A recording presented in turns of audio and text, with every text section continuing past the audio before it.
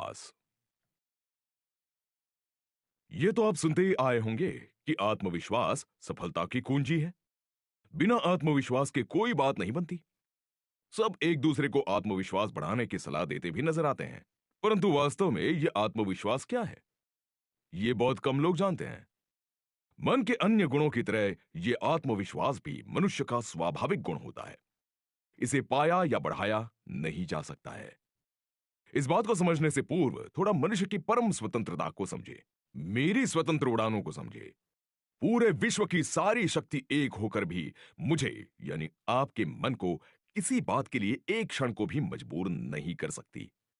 पूरे विश्व की सेना भी एकत्रित होकर किसी एक मनुष्य पर इस बात के लिए दबाव नहीं डाल सकती कि उसे फला फला वस्तु को हमेशा के लिए भूलना होगा। वो न भूलने के लिए स्वतंत्र ही है। वो भूल गया का अभिनय कर पूरी सेना को बेवकूफ तो बना सकता है, परंतु वास्तव में भूलना न भूलना उसके ही हाथों में होता है। हाँ, मनुष्य का शरीर अवश्य बांधा जा सकता है, परंतु मैं फिर भी हर हाल व हर परिस्थिति में पूर्ण स्वतंत्र ही हूं। अब सोचने वाली बात यह है कि इतनी परम स्वतंत्रता प्रकृति के अन्य किसी पदार्थ या जीवन को उपलब्ध नहीं है।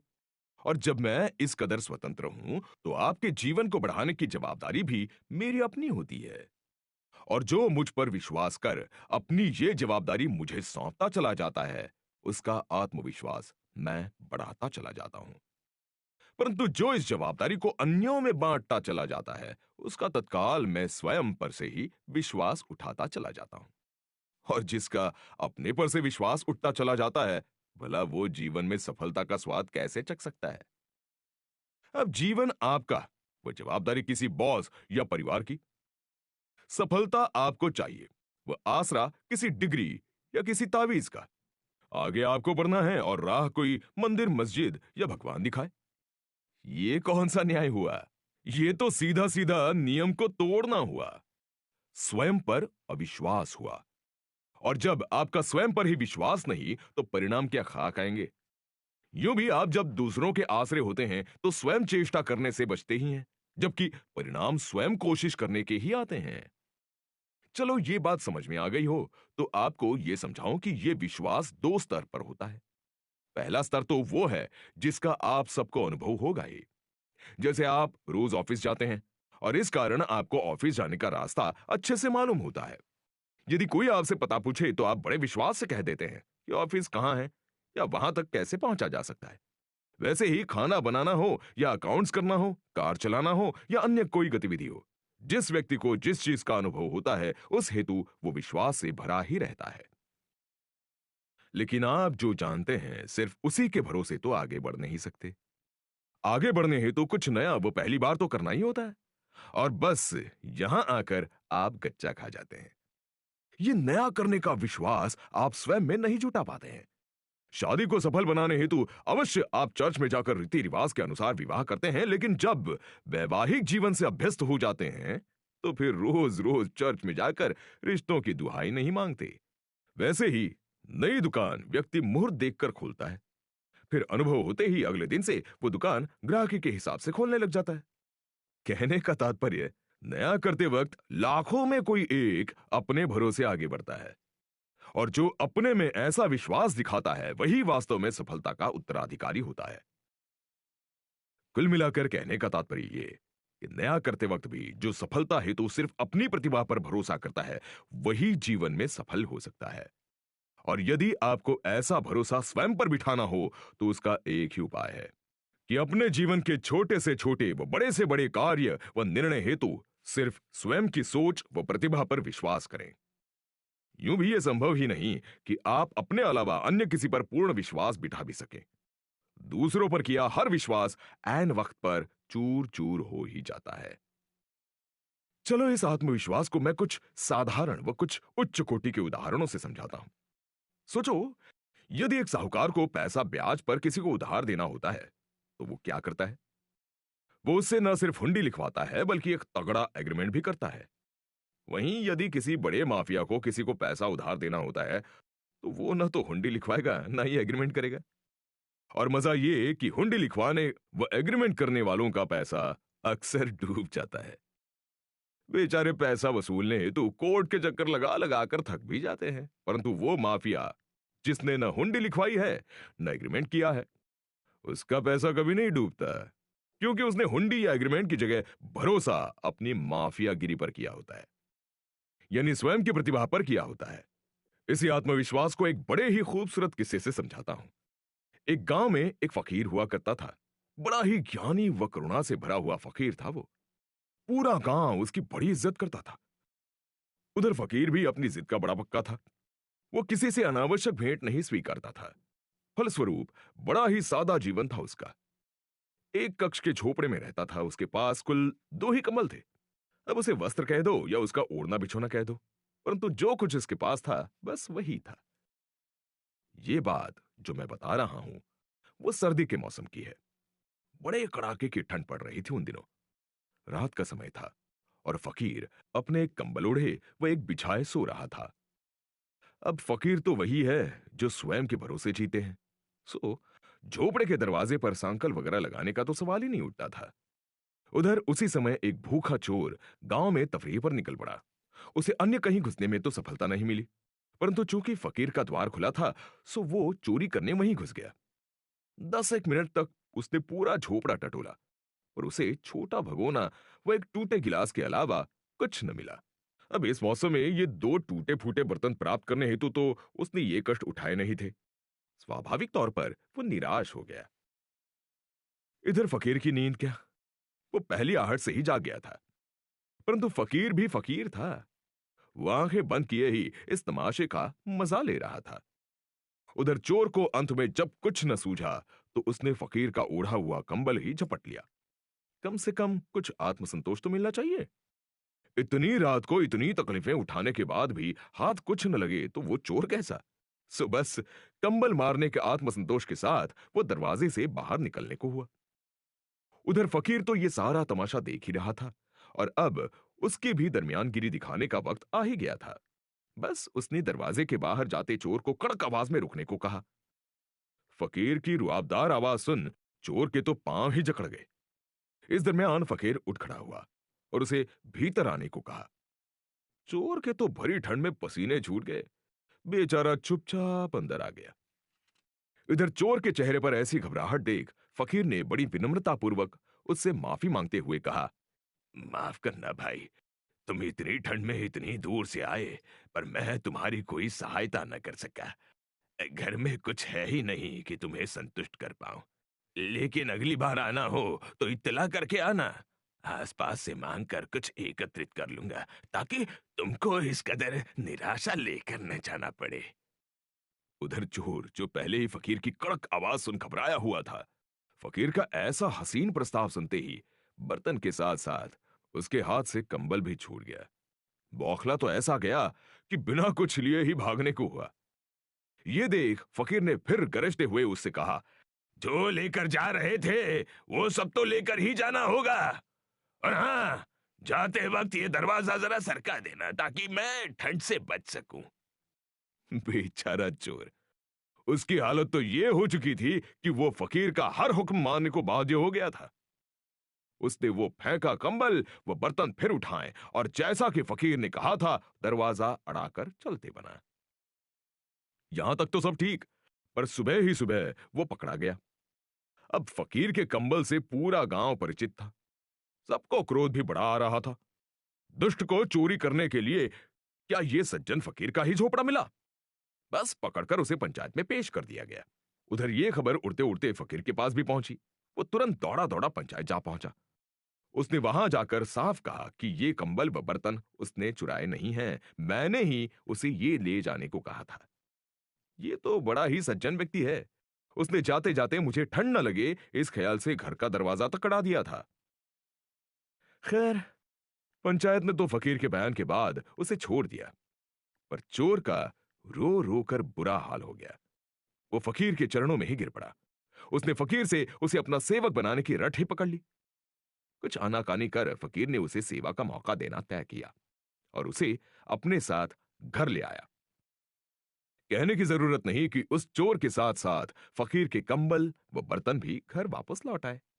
ये तो ठीक, पर घर लौटे ही फकीर उस चोर पर खूब हंसा और हंसते हुए ही बोला, देखी मेरी चाल, मेरे कंबल व बर्तन तो वापस लौट ही आए, साथ में सेवा करने हेतु एक सेवक भी ले आए। फकीर का कोई सौदा कभी घाटे का नहीं होता। इसे कहते हैं आत्मविश्वास। वो जानता ही था कि उसका कंबल पचाना आसान नहीं। निश्चित ही यह फकीर का अपनी फकीरी पर विश्वास का श्रेष्ठ दृष्टांत है। बस इसी आत्मविश्वास की मैं बात कर रहा हूं। मनुष्य का अपनी काबिलियत व नियत पर पूर्ण विश्वास ही आत्मविश्वास है। दूसरा कोई आत्मविश्वास संसार में होता भी नहीं है। यदि आपको अपनी काबिलियत पर विश्वास नहीं होगा तो कोई भी कार्य आप कभी भी विश्वास पूर्वक नहीं कर पाएंगे। वैसे ही यदि आपको अपनी नियत पर विश्वास नहीं होगा तो हर कार्य करने से पहले हजारों विचार करेंगे कि ये पाप तो नहीं, ये बुरा तो नहीं। यानी कार्य हेतु पूरी तरह शास्त्रों व समाज पर निर्भर रहेंगे। और जो विचार हेतु दूसरों पर निर्भर हो, वो कैसे कोई कार्य विश्वास पूर्वक कर सकता है। लेकिन जिसे अपनी नियत पर भरोसा है, वो शास्त्र और समाज क्या कहते हैं कि परवाह ही क्यों करेगा, क्योंकि वो जानता है कि वो जो भी करेगा वो पुण्य भी है ही और अच्छा भी है ही। वो तो बिना किसी प्रतिसाद की आशा के और बिना कौन क्या सोचेगा की चिंता किए सीधे विश्वास पूर्वक उसे जो करने योग्य लग रहा है कर ही डालेगा। कुल मिलाकर कहने का तात्पर्य ये कि चूंकि प्रकृति से मनुष्य को पूर्ण स्वतंत्रता उपलब्ध है, इसलिए अपना जीवन सफल बनाने की जिम्मेदारी भी उसी की होती है। जीवन सफल कार्यों से बनता है और कार्य बिना विश्वास के किए नहीं जा सकते और विश्वास बगैर अनुभव के आ नहीं सकता। अब आप कहेंगे कि पहले अनुभव कर लें, कुछ विश्वास जगा लें, फिर कार्य करेंगे। लेकिन यह संभव कहां, क्योंकि अनुभव बिना कार्य किए हो ही कैसे सकता है। यानी मामला कुछ ऐसा है कि आप तैरना तो चाहते हैं पर पानी में जाने से डर लगता है। सोचते हैं एक बार तैरना सीख लें, फिर पानी में डुबकी लगा लेंगे। और जीवन की हकीकत ये कि बिना पानी में गए आप तैरना सीख नहीं सकते। बस आपका पूरा जीवन इसी उलझन में बीत जाता है। और इस उलझन से निकलने की कुंजी यही है कि नए नए कार्य तो आपको करने ही पड़ेंगे और वो भी पूर्ण विश्वास के साथ। और यथार्थ यह भी है कि वो विश्वास जगाने हेतु आप अनुभव के भरोसे कतई नहीं रह सकते। यदि आप में विश्वास ही नहीं कि आप तैरना सीख सकते हैं तो हजार प्रयासों के बाद भी हो सकता है कि आप तैरना न सीख पाएं। जबकि विश्वास के सहारे आप 2-4 रोज में ही तैरना सीख सकते हैं। अर्थात विश्वास की जड़ी बूटी आपका समय तथा ऊर्जा दोनों बचा लेती है। अब अनुभव के बाद तो विश्वास जागता ही है, परंतु अनुभव प्राप्त करने में वर्षों बीत जाते हैं, यह भी हकीकत है। और समय उतना आपके पास है नहीं। अब सवाल ये कि बिना अनुभव के भी नए नए कार्य पूर्ण विश्वास से कैसे किए जाएं, क्योंकि उसके बगैर कोई सफलता दूर दूर तक नजर नहीं आती। तो इसका तो एक ही उपाय है कि आप अपनी बुद्धि से छुटकारा पाकर सीधे मेरी शरण आ जाएं। क्योंकि एक तो बुद्धि हजार अनुभव करना चाहती है, उस पर मजा ये कि हजार लोग उसे हजार बातों को उकसाते भी हैं, तथा उससे भी बड़ा मजा ये कि वो लोगों के उकसावे में आ भी जाती है। लेकिन मैं आपको अपनी प्रतिभा और अपने गुणों को ही पकड़े रहने की सलाह देता हूं। यूं भी आपके लिए अपने गुणों व अपनी प्रतिभाओं पर विश्वास बैठना कोई बड़ी बात नहीं। उस पूर्ता आप कभी अनुभव के मोहताज भी नहीं। बस आप अपने प्रतिभा के क्षेत्र को अच्छे से पहचाने। चलो इसी बात को थोड़ा खुल के समझाता हूं। समझे कि आप में व्यावसायिक बुद्धि नहीं, लेकिन व्यवसाय में नफा तो बहुत है, होने दो। परंतु दूसरों को देख या किसी के उकसाए जाने पर आप एमबीए करने मत पहुंच जाना। मेहनत कर आप डिग्री तो पा लेंगे, पर प्रतिभा की अनुपस्थिति के कारण कभी व्यवसाय हेतु विश्वास नहीं जगा पाएंगे। समय व शक्ति दोनों व्यर्थ हो जाएगी और करोगे फिर भी नौकरी ही। इसके विपरीत जिसमें व्यावसायिक बुद्धि कूट कूट कर भरी है, वो एमबीए की डिग्री का मोहताज कभी नहीं होता। आपके हाथ में डिग्री आते आते तो वह व्यवसाय के क्षेत्र में झंडे गाड़ चुका होगा। यह भी हो सकता है कि आपको उसी के यहां नौकरी पर लगना पड़ जाए। और यह अक्सर देखा गया है कि कंपनी के मालिक से उनका स्टाफ ज्यादा पढ़ा लिखा होता है। अतः मेहरबानी कर जीवन को आगे बढ़ाने हेतु आप बुद्धि की सुनकर कोई क्षेत्र मत चुन लेना, और ना ही अन्य लोगों के कहने या उकसाने पर अपना क्षेत्र चुनना। लाख प्रयत्नों के बाद भी आपको ओढ़े हुए क्षेत्र में विश्वास नहीं ही आ पाएगा। आपका क्षेत्र वही है जिसमें आपकी प्रतिभा है। और जिस क्षेत्र की आप में प्रतिभा होगी, उस कार्य में आपका विश्वास स्वतः ही जाग जाएगा। यहां सबसे बड़ी बात यह कि विश्वास कोई ऐसी वस्तु नहीं जो बाजार से उधार मिल जाए। लेकिन चूंकि आप मन के विरुद्ध दूसरे क्षेत्र में हाथ पांव आजमाने का प्रयास करते हैं, इसीलिए आपको बाजार में विश्वास खोजने निकलना पड़ता है। और वहां किस्म किस्म की दुकानें लगी पड़ी हैं। कोई तरह तरह की डिग्रियां सजाकर बैठा है, तो कोई मंत्र व तावीज लिए तैयार खड़ा है। आप वहां से विश्वास खरीद भी लाते हैं, परंतु वो आपके किसी काम नहीं आता, क्योंकि ये मेरे नियम में फिट नहीं बैठता है। उल्टा इससे आपका बचा खुचा विश्वास भी चकनाचूर हो जाता है। बस इसी कुचक्र में पूरी मनुष्य जाति फंसी हुई है। एक नहीं, अनेकों कारणों से। पहले तो वो गलत जगह पर हाथ पांव मारती है, फिर बात न बनने पर विश्वास खोजने निकल पड़ती है। इससे और विश्वास खो जाता है, फिर तो और हाथ पांव मारना, और औंधे मुंह गिरने पर और नए नए विश्वास खोजने निकल पड़ना। यही उसका जीवन हो जाता है। और अंत में बेचारा अपने ही जीवन के प्रति पूरी तरह विश्वासहीन हो जाता है। इस पूरे कुचक्र में लॉटरी सिर्फ विश्वास बेचने वालों की निकलती है। वे विश्वास बेचने के नाम पर आपकी सारी कमाई ले जाते हैं। हालात ऐसे हो जाते हैं कि विश्वास तो आपको नहीं ही मिलता, कमाई पूंजी अलग गंवा बैठते हैं। खैर, आपने कभी गौर नहीं किया होगा, परंतु इसी कारण विश्वास को आत्मविश्वास कहा जाता है। यानी जो वास्तविक विश्वास है वो सिर्फ स्वयं की आत्मा पर ही किया जा सकता है, और स्वयं पर विश्वास भी अपनी प्रतिभा व गुण के आधार पर ही बैठ सकता है, और वो भी उस पूर्णता ही। कभी लाख चाहकर भी गाना गाने हेतु अपना विश्वास नहीं जगा सकता है। बुद्ध जीवन की फिलॉसफी बाबत हजार विषयों पर हजारों घंटे बोल सकते हैं, परंतु वे कोई आविष्कार कर लेने के बाबत अपना विश्वास नहीं जगा सकते हैं।